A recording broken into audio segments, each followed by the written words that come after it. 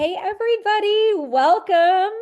Dreaming of Diamond and Friends. Anybody who ends up watching this recording, I have my beautiful friend, Marissa Almond, Emerald Ambassador. She's going to teach us all the things, and I cannot wait to learn from you. I met her at the Jewel Lounge and convention, and we just sort of like have all these things in common and the differences and similarities and all the things. So I'm going to let her wow you.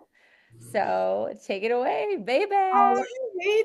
Well, I love that you say beautiful. Here I am in like full mom mode, hat on, no makeup, but this is kind of how this is kind of how we roll on our team. Like we are not the team that gets dolled up on the team calls. And I do have some of my team that might pop on and just want to hear, but I'm really excited to share with you guys tonight. I feel so honored to get to chat with you guys. I don't know a lot of your team, and so I felt like this is going to be so fun.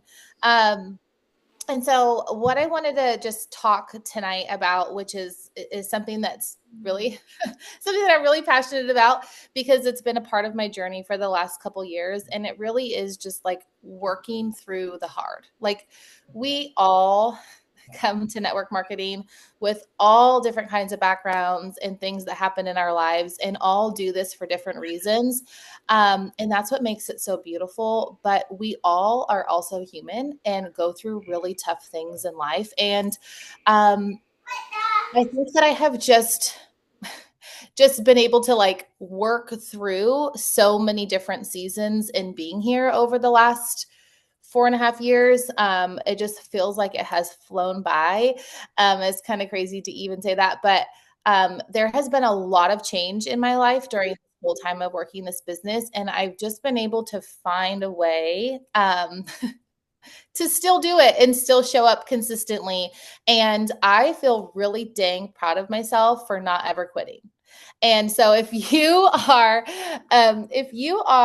in that season and you also or you also have gone through things in your business and have not quit, like you need to first applaud yourself right now because a lot of people that have gone through things like that do quit. And we know, like, hey, as long as you keep your foot in and you keep powering through and you don't give up and you work on that mindset, like you will get to the top.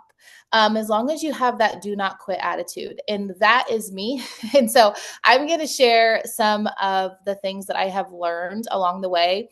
I do have a PowerPoint, but I am so weird that I hate when I cannot see your faces. So I don't think I'm going to share it because I think what happens is it like pops up. But it's mostly just for me to like remember what I'm saying.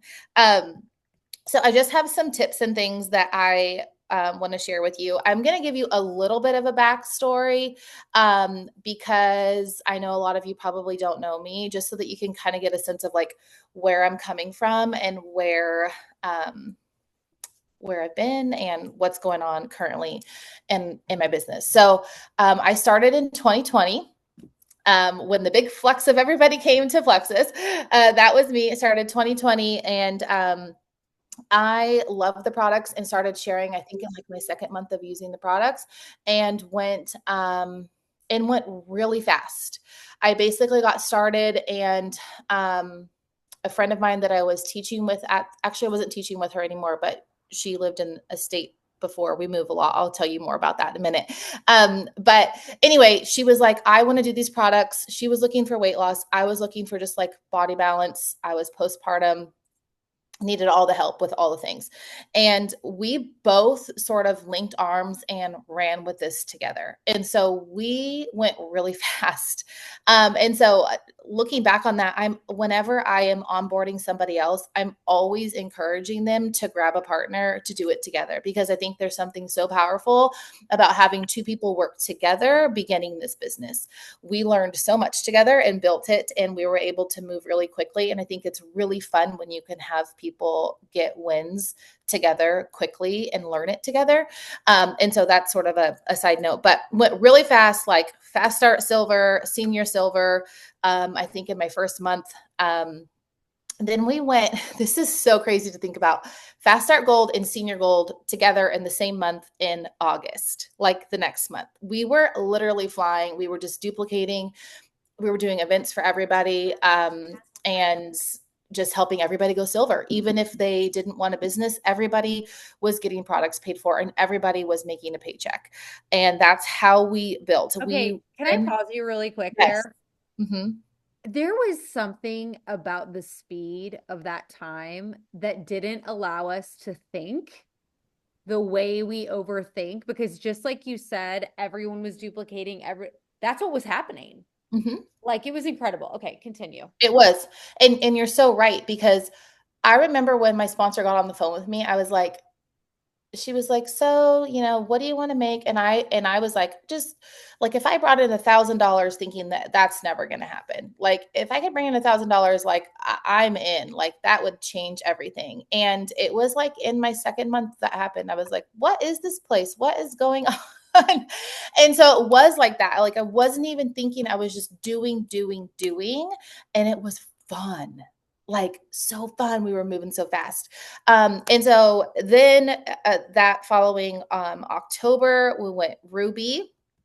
And then the next March went Senior Ruby.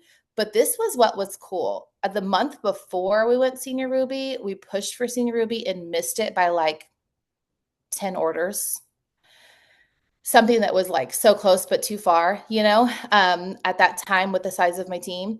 And so we totally missed it. But then the next month in that March, when we went Senior Ruby, we hit it in the middle of the month and blew all the way up to 1,000 points. And it was crazy fun. And that's what pushed my sponsor up to Emerald that month. It was so much fun. So then it wasn't until the next full year that we went Emerald. And during that time, my team shifted a lot. We had girls kind of back away. We had new girls come in. And I spent a lot of time like refining my system, because when we got started, we were just boom, boom, boom, boom. We were just, there was no time to stop and fix anything. We were just running, like literally trying to keep up with the amount of events that we were having, but it was fun. And I'll take you back to, during this time, I had a newborn. I had just had a baby. And so, like, we were doing this alongside me teaching full time. I had a newborn. I was mostly parenting solo because my husband coaches college football. And we were just, and I had 2 toddlers. So we were just like, I was just going, like, I was just working in between things. And that's pretty much how I learned to work this business, was just fit it in the gaps of my day. And so I felt so confident in like, hey, you're busy. Cool. So am I. You can still do this. Let's go. I was so confident in like that whole objection that I know we get all the time right now is, I'm too busy. I'm too stressed. I don't have the capacity. I'm like, but you do. You do. And even we do when times are hard, because if Plexus is high enough on your priority list, you always find a way, just like your electricity bill always has to find a way. You know what I mean? Like there's always a way to make it happen if it's high enough on your priority list. And so we went Emerald March 22, and we're doing really well. And we're re-ranking for months and months after that. And then pretty much since the beginning of 23, we have been in a rebuild season. And gosh, my team, we were really wide with a lot of golds, a lot of senior golds. I had a ruby leg, and pretty much almost all of those people that I worked with to get to Emerald, most of them are gone at this time. And so I am rebuilding up whole new legs of golds, senior golds, and helping people to duplicate so that they can get where they want to be too. And so that's just the truth of where we are right now. But it's fun because I get to think about who those next people are going to be, and develop them and pour time into them, and develop new relationships, and can be so grateful for the people that came during that time and all that I learned and got from them and what I was able to give them in that impact. But knowing that I don't have to compare myself to where I once was, and that it can look different to do it over again. Um, and so if you are in a rebuild season, here are some things that I have learned that's different about a rebuild season that's different from like that momentum. Um, in rebuild season, without mindset work every single day, literally every day, it is so easy to get caught up in what's going wrong. It's very, very easy. As opposed to when you're in momentum, if an event is a total flop or if that conversation doesn't work out or whatever, you're just like, okay, on to the next. Like you just brush it off and there's not a lot of time to sit and think about it. And so there's a difference there. Also, when you're in rebuild season, management mode is where we like to live, but it is not your friend. It literally gets nothing done for you. So we cannot live in management mode. And what I mean by that, you guys are nodding your head, so that tells me that you know exactly what that is. But it's basically when the main thing is no longer the main thing. When it's like you're filling the gaps and just doing fillers and making graphics and creating this and creating that and blah, blah, blah, blah, whatever, other than focusing on developing people and recruiting and creating killer content that like serves you and your purpose and your vision. And and sometimes what we might find is that we just start copying other people's content because we don't know what to say anymore. So side note on that one, I have learned that also.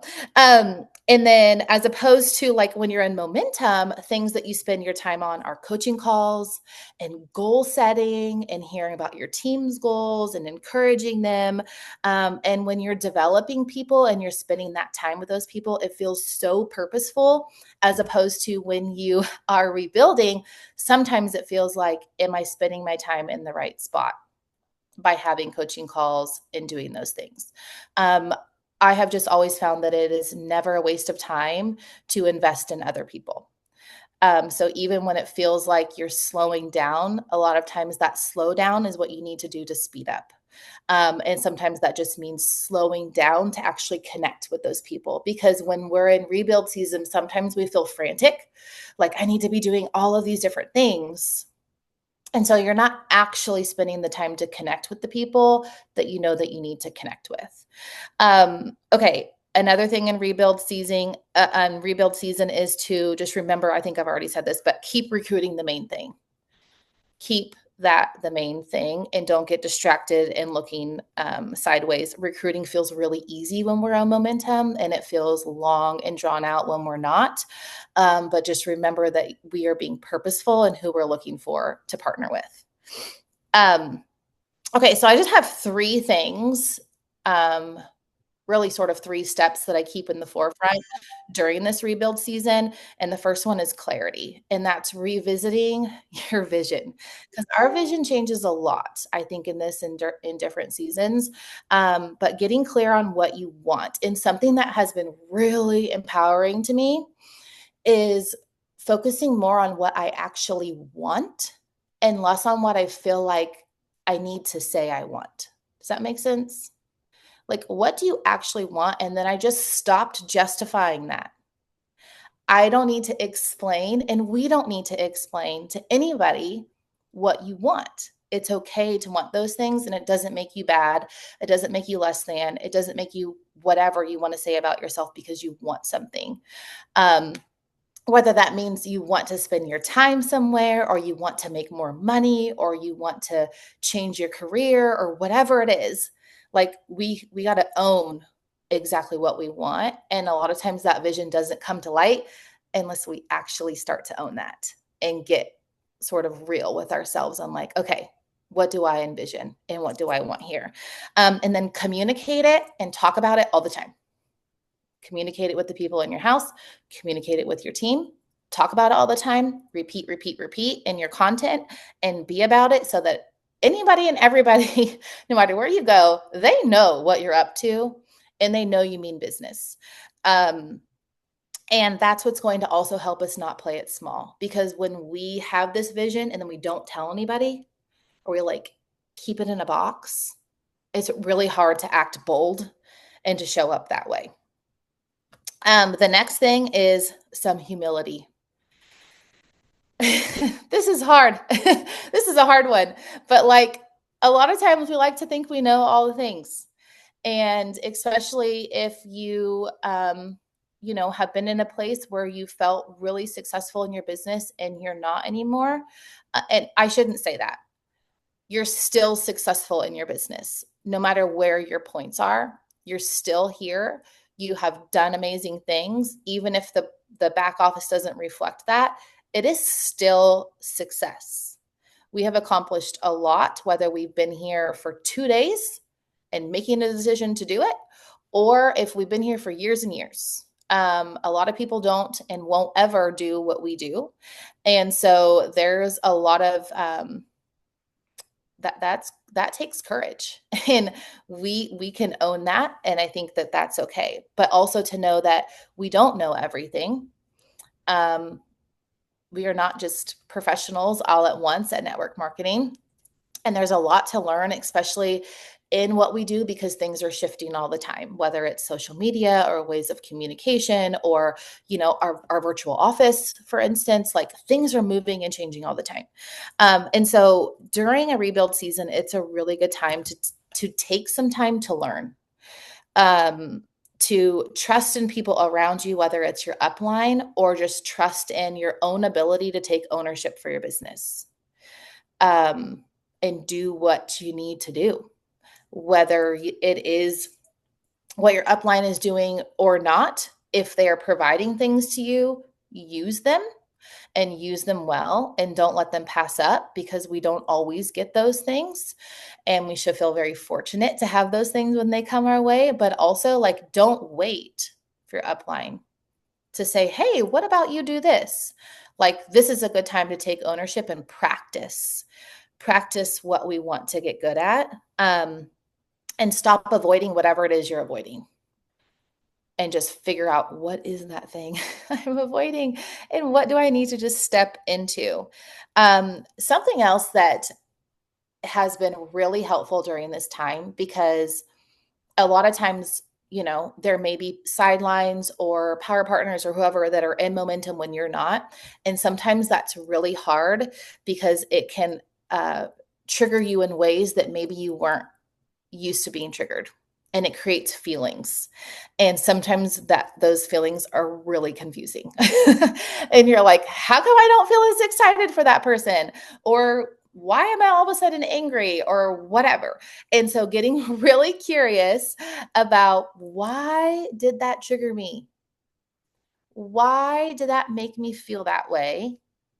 And being able to reflect on that before reacting. And this is something, just like being super vulnerable, that I feel like has been one of the harder pieces to work on during this, because especially on my team, I have sidelines that are blowing it out of the water right now.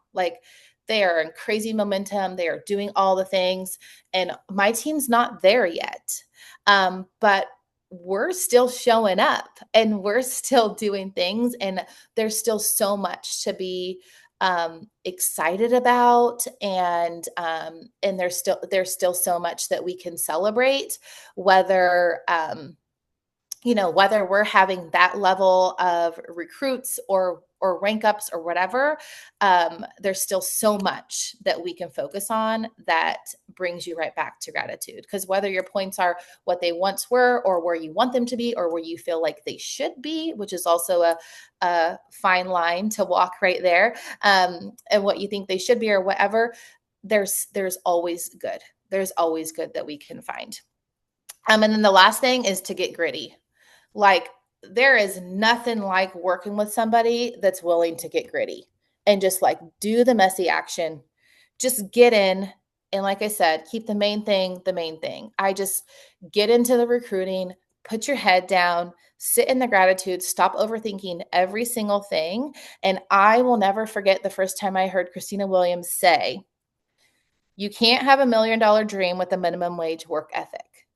You just got to move your feet, and we just got to focus on the main thing to get to where we want to be. And this brings me right back to when we talk about vision and not playing small. Sometimes when we're not in momentum, we want to create goals that are smaller than you typically would. And what happens when we do that is that it's almost not a big enough goal to keep you focused. Like, I almost need something that feels scary, that I know I might actually fail at, because otherwise I'm not going to be as purposeful in the action that I do each day. Because you're like, dang, this is what I got to do. I better do exactly that before I let anything else fill in my time.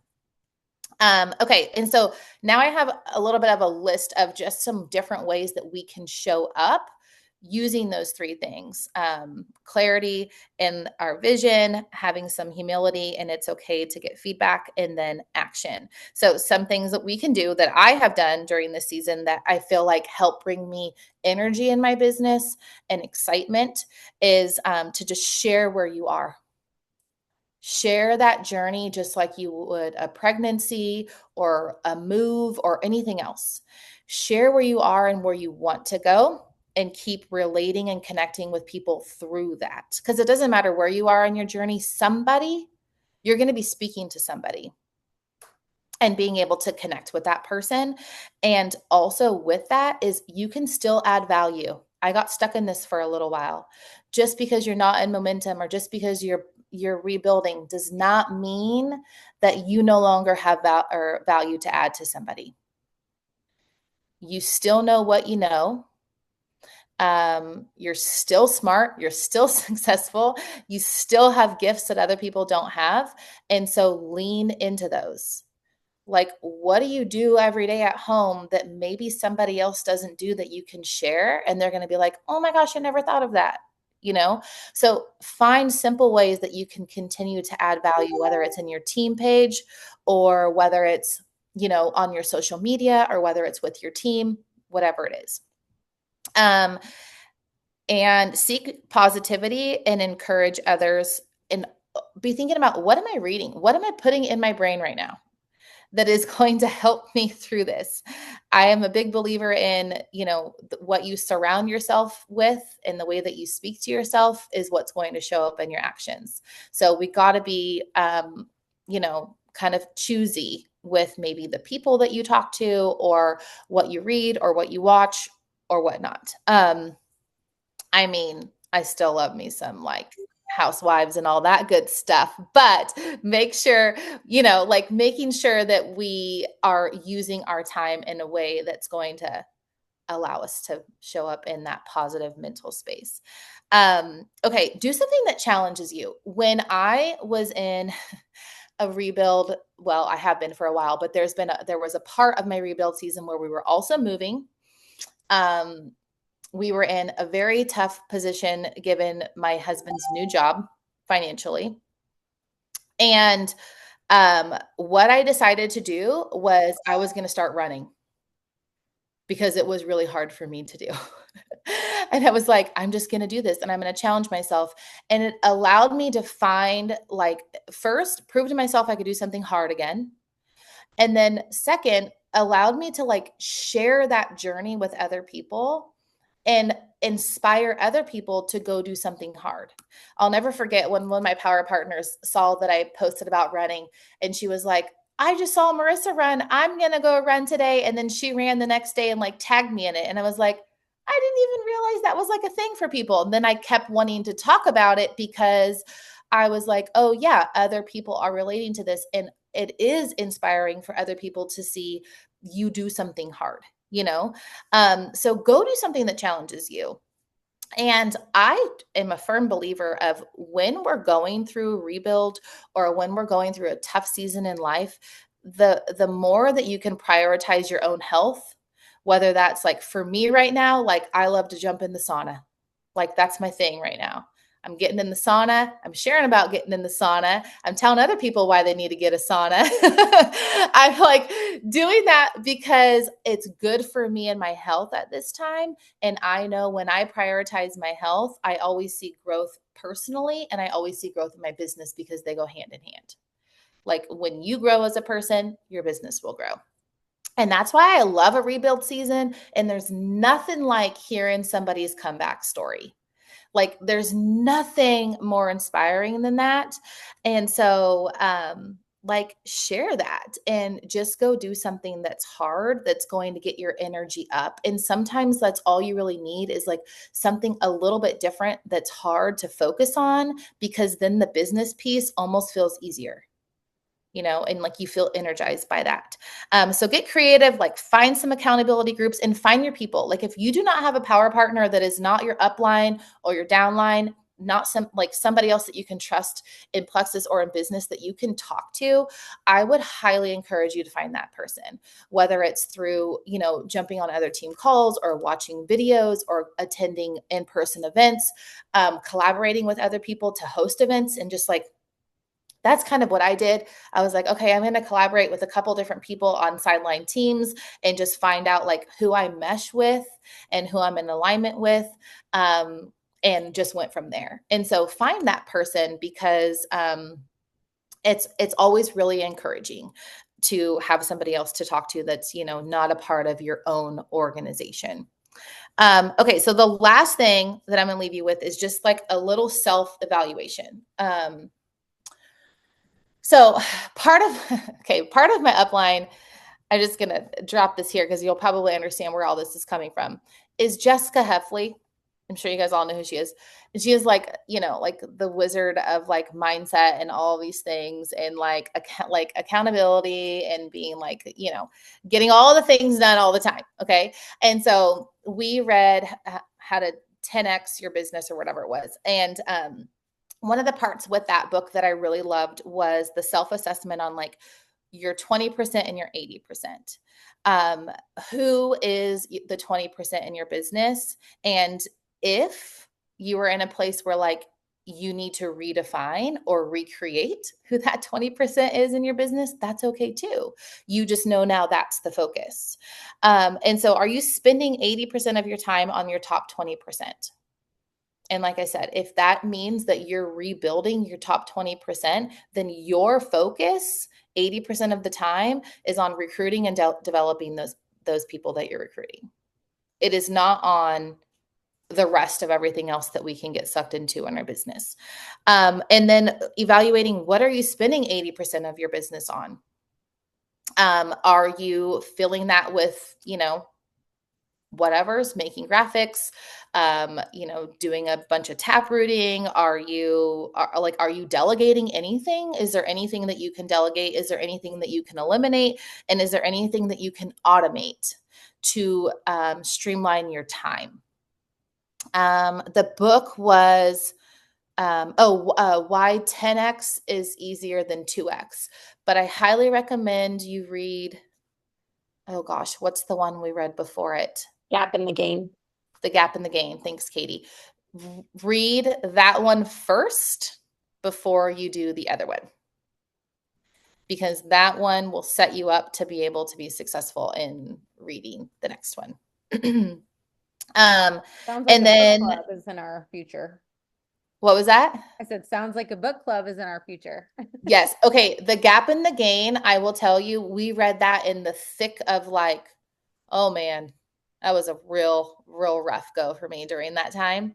And it was like a kick in the pants, you guys. I was like, oh my, who have I turned into? And who is this girl? And I don't want to be this girl. And I'm going to change it now. And like that book was so good. And so that brings me to my very last point that I'm going to leave you is that future self. Who is that person in your vision? Who is that person that you are working to be? Who is that highest potential girl that you see yourself as? And I say girl because I didn't think I saw any guys on here, but who is that person? And asking yourself, like, am I showing up as that person? And if I'm not, what can I do more of? Or what can I stop doing? And what can I get better at? So that will help you clear up your vision. That will help you clear up your direction. And that will definitely help you take action to get to where you want to be. Oh my gosh.